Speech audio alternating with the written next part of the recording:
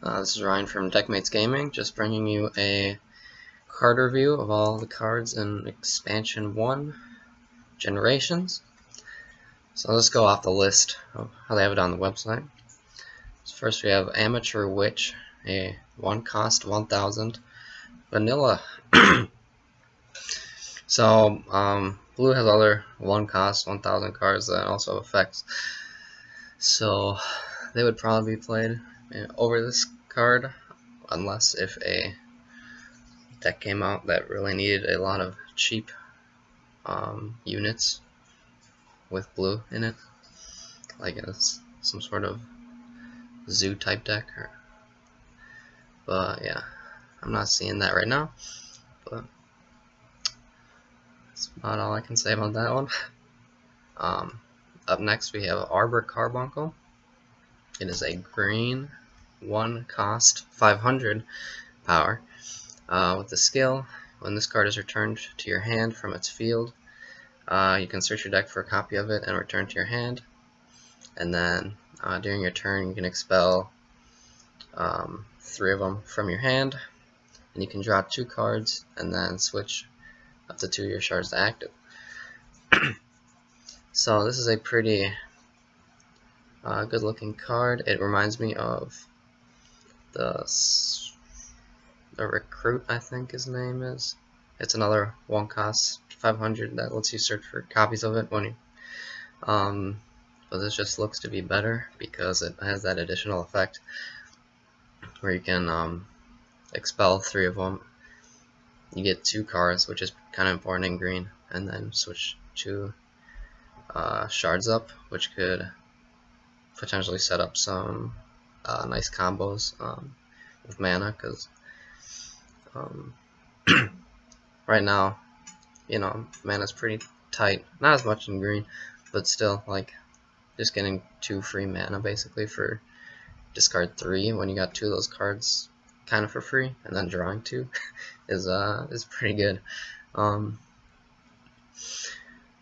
yeah, I'm definitely think this card's gonna see play, and definitely think it's gonna be incorporated into some really powerful turn combo plays. Next we have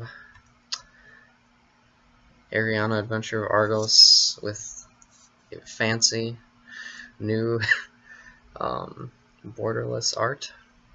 That looks pretty nice. This card's already been out, so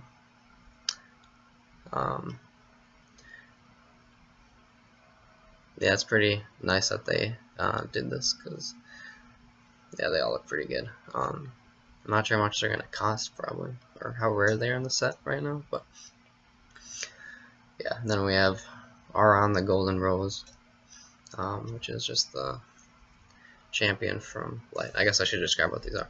These are the promos that you get from the set 1 that's been out for less than a month-ish, I think. Yeah. So now you can see that there's some dudes under him. I guess that's pretty cool.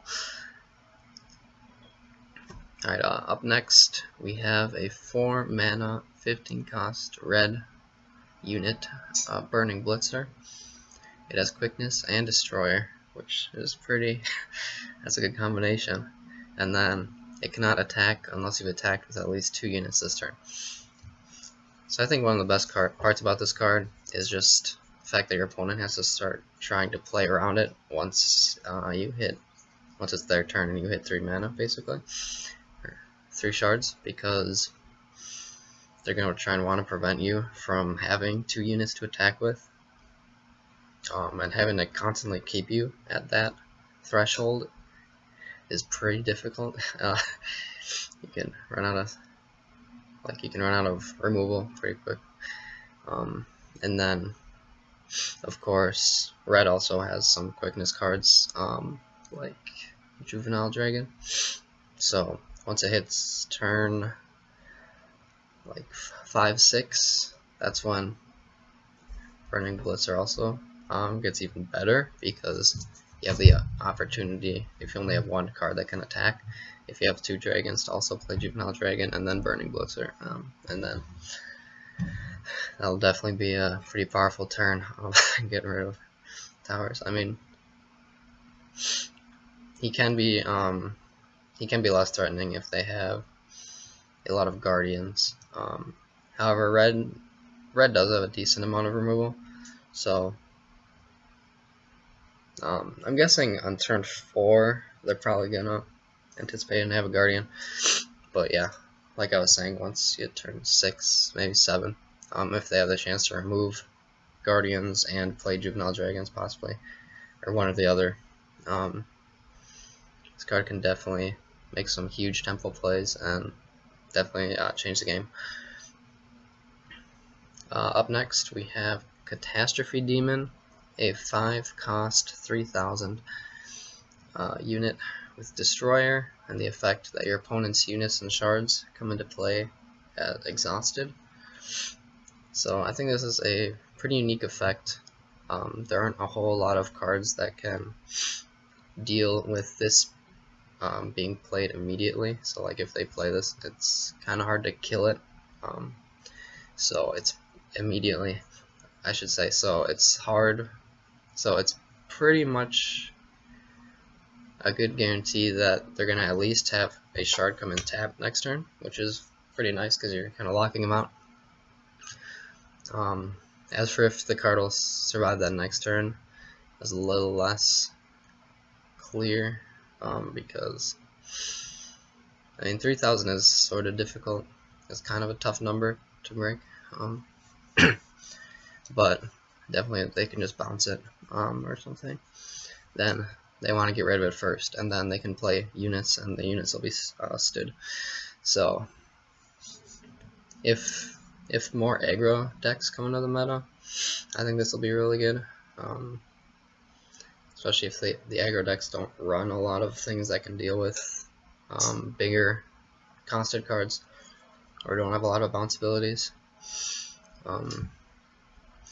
So yeah, but right now the effect does, the value that you'll get from it does take a while, and if they remove it, then it's basically just 5 cost 3000 rest, or one of your opponent's shards are rested. Yeah, I think we'll definitely see people trying it out, and if it does stick around, if it can stick on the board easier than I think it can, then it's definitely powerful, because the longer it's out, the more tempo and the more value you're going to gain from it. So up next we have Corona the Spirit Ruby, a legendary shard. So if you control another legendary shard, you send this to the discard zone. It has a, the normal shard ability, exhaust, produce 1, and then also has exhaust and flip your spirit down, and you can destroy target unit. So I like how these legendary shards are designed, where if you control another one, you send it to the discard, because it kind of makes you wary of just running like all of them, and especially as the game keeps going, then they're going to make more and more. And then I also kind of like how this isn't dependent on what colors you actually run. So like you could run like green and white, green and white, and then still like run this card if you wanted, because you just need to flip your spirit down. And I also like that cost, because as the game is going on, there's more and more things that are flipping your spirit down, and you have to kind of sort of choose which one you want in that specific game. So I think that's kind of healthy and like fun to have different styles and different choices for people. Alright, up next we have Crystal Dimensional Dragon, 10 cost 4000. This goes if you've played 5 water spells this turn. He costs 0 to play, and he also has an arrive, where if you play this card from your hand, your opponent cannot put units into play or play spells on their next turn. So I definitely think this is a powerful like standalone card, like regardless of the meta or anything. Especially as the game goes on and blue gets more and more cheap spells, this will just get better and better, I would assume. And as of right now, you know, it does have to be water spells. So it's, and right now, blue or water has maybe 3-ish 1-cost spells that are good right now, and then, you know, a couple 2-cost spells as well. So what you need to pull this off though is sort of tricky with the 7 maximum hand size, is you need 5 cheap water spells in your hand of maximum of 7. I mean, obviously the color that's best for this is blue, but that's still sort of, seems kind of difficult to do, because especially if you have phantasmal guards in your hand and you have this, you might not want to play them right away to save enough for this, but then that's such a good tempo play that you kind of like really want to play it. If you are playing spells earlier than this, you're delaying when you can play this. So it definitely seems like more of a late game sort of tempo play, where you're playing a 4000 and then you're preventing them from playing units or spells on their turn. And then of course they can still play things on your turn, so that might be something that they can anticipate and just keep a lot of instacasts on their in their hand. But I mean, still, that's preventing people from playing units and spells on their turn is very strong. It'll definitely weaken their board and could potentially clear it up for you to start hitting some towers. Especially mixed with the Wall of Frost or the 4-mana Rest Staller units later on in the game. If you play that with 4 other blue spells, this can definitely like really restrict what they can do. So yeah, definitely each expansion you kind of got to check into this card, I think, and see if it's crazy good, necessary. But yeah, for now, it'll definitely be tested. We might be seeing it played a few times, but yeah, I don't think this card will be like actually played from hand very much right now. Up next we have the Argent the Tragic Gargoyle full art. Looks pretty nice. He's got feet. I definitely do like that card. So yeah, if I can get a full art, that'd be pretty nice. So we'll see. Up next we have failed Golem number 3. They've failed their 3rd time this time, so maybe they'll succeed one of these days. We'll see. They have it's a 4-cost 3000 vanilla. So when you look at this, it's a golem which has synergy, which is good. When you compare it to like the other 4-cost golem, I just immediately think of is the, I don't remember the name.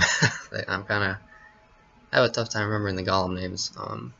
They're all pretty similar, but it's the one where you can discard 1 and it gets 1000 in quickness, and it also has target attack, and that is a 2500 and becomes 3500 if you discard 1, and has quickness and target attack. So I would say this is definitely has a lot less impact than that card, and I think that card is not run at 3. Sorry, my dog's going nuts. So I feel like if that card was run at 3 in some decks, maybe they would have room to put more, or another 4-cost. So Phil got 3 in. For now, I'm not sure, but you know, I also like that art. It's pretty nice. I like all the golem arts. Up next we have Fizzy, the Spirit Shard Sapphire. Another legendary shard. It has the same effect, where if you have another legendary shard, it goes to the discard zone.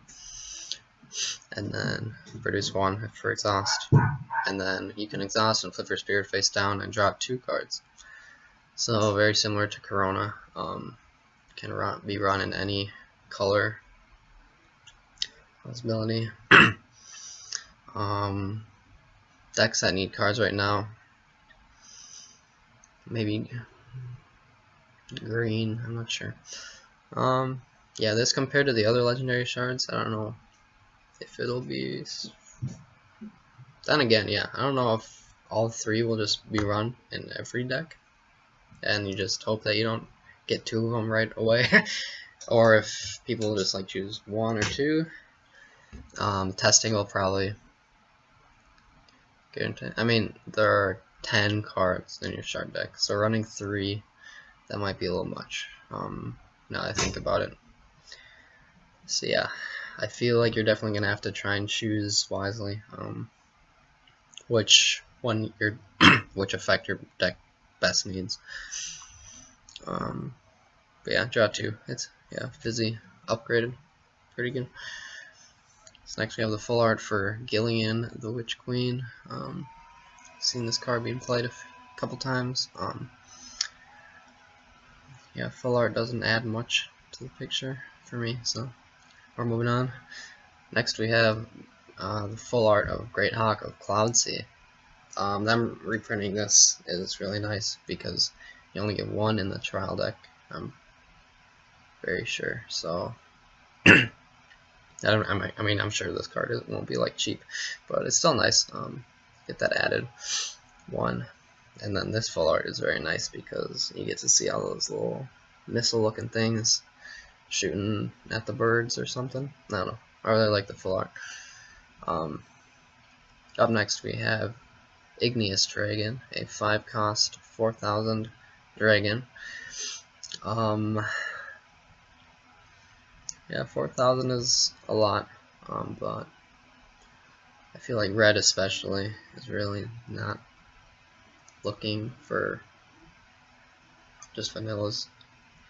Like all their dragons have really good effects also, so I feel like it'll be tough to have a spot for this, especially with 5 cost, because like on turn 5 you don't want to just be playing one card that doesn't have an effect, because you want to be impacting the board, upsetting your opponent or establishing more for you, and this card will ultimately just like attack a tower and that's it. And yeah, your next turn. So yeah, this is probably the vanilla that would be played least in my opinion. Alright, next we have Kite, the Spirit Emerald, legendary shard. Same first 2 effects as the other legendary shards. Then you can exhaust and flip your spirit face down and switch up to 2 of your shards to active. So that is pretty interesting. Being able to do that in every deck or any color variation, I think this might be the best. I mean, when you also think about it, you're exhausting it, so you're paying 1 to flip up 2, so it's just getting 1 extra mana. But I mean, that can still, or 1 extra shard, but that can still definitely, like, the possibilities for that are really high, I think, because when you have like cost restrictions in a game and you're able to exceed that, I think that's just always good. So yeah, I definitely think I prefer this one to the other ones. I mean, Corona is also really good, but yeah. Alright, next we have the full art of Lucian, Guardian of Vigilance. It's 5 cost, 3,000. It's already been out, but yeah, he's sitting on a rock. That's pretty cool. Yeah, you can tell I'm not like a huge full art person. The more they look like commons, the better. That's my Braden's like the complete opposite, so I'm sure you'll learn that through our videos. But up next, we have Matile, the Sealed Celestial, 8 cost, 5,000. This is a destroyer. It's a legendary entity, so only run 1. And then it cannot be targeted by unit abilities, so it can be targeted by spells, just not abilities. And then his last effect, you can flip your champion and your spirit face down. You can destroy all units and augments that your opponent controls. So this is definitely a pretty huge tempo play, I would say. I mean, when you look at other board wipes, like I can't remember what it's called, for light, you destroy all your opponent's units, it's 4 cost. So this is basically that, plus a 4 mana 5000 with destroyer that can't be targeted. And it does flip your champion and spirit face down. So that cost is also interesting because, well, 1, you're going to want to do this pretty close to end the game, and 2, you're going to need to keep your spirit up the whole game to use this effect. So if you're planning on using him, or if you're running him, you probably don't want to run legendary shards. Maybe. I mean, you could run 1 safely. I wouldn't run more than 1 because then you have the possibility of shard draining yourself for nothing. Unless if this guy's also just a backup plan. You don't want to run too many like what if cards in your deck, because then it's gonna be a lot less consistent, at least right now in the game. But yeah, this is, I mean, 8 cost is also very high. All the other high costed cards in this game right now seem to discount themselves, and this one doesn't. So, and right now there's also no way of getting cards out earlier than you should, unless except with like unflipping, but that won't even work if you're only playing 1 card.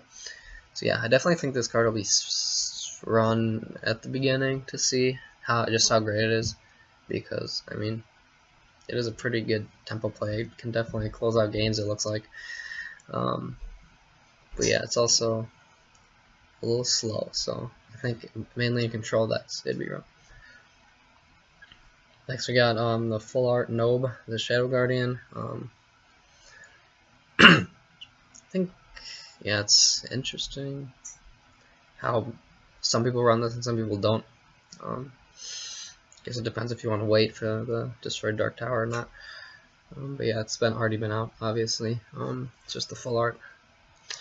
You can see the bottom of the building. That's good stuff. Next we have Raging Shard Beast, a 1 cost 2000, which is very high for a 1 cost. Then its effect is that you cannot play cards with cost 3 or more while it's on the field. What is that, everyone? Yes, everyone said that. What can I say about this card? It's very good early. You can just attack into towers with it and get free tower kills early game, and then if they bounce it or kill it, then you just start playing your game like normal, and you just are up a tower. It's, yeah, 2000 that's a lot for 1 cost, and it really probably will not be alive by turn 3, I'm guessing, against most decks. And if it is, yeah, keep playing 1-drops, I guess. Yeah, I don't think that you cannot play cards with cost 3 or more. Isn't very. You can definitely play around it. Even later game, you can play all your high costed cards and then play this, and then by our next turn, hope it dies or something. Trade it into something. But yeah, I definitely think. Also, with it being a neutral, it's definitely versatile, and it can be run in a lot of decks. It can be run in more aggressive decks. It can be run in more control decks. So that's mainly more aggressive, obviously, right when you see it. But control also definitely has a use for it, just for wanting to clear out a opponent's 2000 that's rested that attacked you last turn. Like, there you go. So yeah, this card I definitely will be running a lot of, if not most decks. So watch out for that. Up next we have Rainbow Knight, 3 cost 2500 Knight. So his name is Rainbow Knight, but he doesn't look very rainbow to me. His text is everyone could use a little more color in their life, so I guess that applies to him as well. But 2500 for 3, that's pretty standard. It's looking like all these vanillas are just showing like the standard cost for each unit, or sorry, the standard power for each unit, or for each cost. So yeah, it looks pretty standard. Yeah, I don't think it'll be run, but you know, maybe if another one comes out with more rainbow in the art, maybe it will be. Up next we have Rain, Mournful Commander. Just the full art of the promo. You can see his throne goes down a considerable amount of steps, so he's high up there. Looks pretty cool. Next we have Saint of Sacred Regalia, a 2-cost 1000 with Arrive. If you control less units than your opponent, you may discard a card. If you do, search your deck for a gear with cost 1 or less and equip it to this card. So this card is interesting because that second half of the effect is like, you know, it's pretty good. I mean, it's not like a +1, but you discard a card and you get any gear you want from your deck. I don't think white has a lot of cards that search your deck for a specific gear, and I think that's pretty good. And also, you don't even really need it for him, because there are definitely cards that get it from the discard, so you could just be setting up some nice turn for later. So potentially, gear decks in the future could just run a bunch of one-ofs of all the gears, and then, or they might even be doing it now, you know. But yeah, this card would definitely help with that, because if you're just running one of gear, then you can just search it out, and then you have it in your discard in case you want to ever get it back with one of the other cards that let you get it back from the discard. And then running less gears also doesn't clog your hand as much, so I think that could definitely make gears stronger, and this could be part of that. The only part that I'm not thrilled about this card would be that the condition, or if you control less units than your opponent, because like a 2-cost unit, you want to be able to play it on 2, right? Especially in this game, because it's a little, like, you want to be playing cards, and it's a little quicker game, so you're playing a lot of low-cost cards, so you want the low-cost cards to be able to be played on their turn. And especially if you go first, I'm not seeing how, or you basically couldn't unless they were playing blue and played the guards turn 1 on their turn 1. If you go second, you know, it's pretty possible. So I mean, yeah, it's obviously not a bad card, but I would just prefer it if you could like always play it on turn 2 and always get something. But I mean, there are other 2-drops where you can't always get the skill off, like that Golem in Dark. If you have another Golem, draw a card, and that'll like rarely happen on turn 2. I think that you'll get that curve. So you know, it is what it is. I think in the gear deck it'll definitely just be run because tutoring gears is good. So, alright, up next we have Skytree Initiate, a 2-cost 1500. This is also like decent, I guess. I know there's that white card. I think it's 2 costs. I think it's 15, and it has Defender. So it kind of reminds me of that card, but that card's run because it has Defender, and green also has a lot of good like ability, like 2 costs that have abilities. So I'm not sure if it'll be run, but yeah, just again, it's setting up that that cost, or the power for cost, I must have, is setting that up. So I guess we gotta appreciate it. So up next we got the reprint for our Stormcaster of Azure Tower, that card that looks like a dude. Yeah, I mean, I think we already had a full art. I'm pretty sure we did, so I don't know if this one looks any different. I didn't like look at both cards too closely. I think it looks the same though, you know, just shows his legs if you want to see those. And then last we got the full art Vehemont Crimson Guardian, 5 cost, 3,000. Yeah, that card's already been out as well. It looks like all these, like these two, are the if there's a destroyed water fire tower, so that's cool. They're getting full arts. So this is around, or this has less of an impact than the water one, but you know, it's still pretty good. You can see the lava world that he's in. So yeah, that is all the cards in expansion pack 1 Generations. Definitely excited to see how these cards are going to impact the game. Basically, I'm thinking fire and green, maybe also blue. Fire.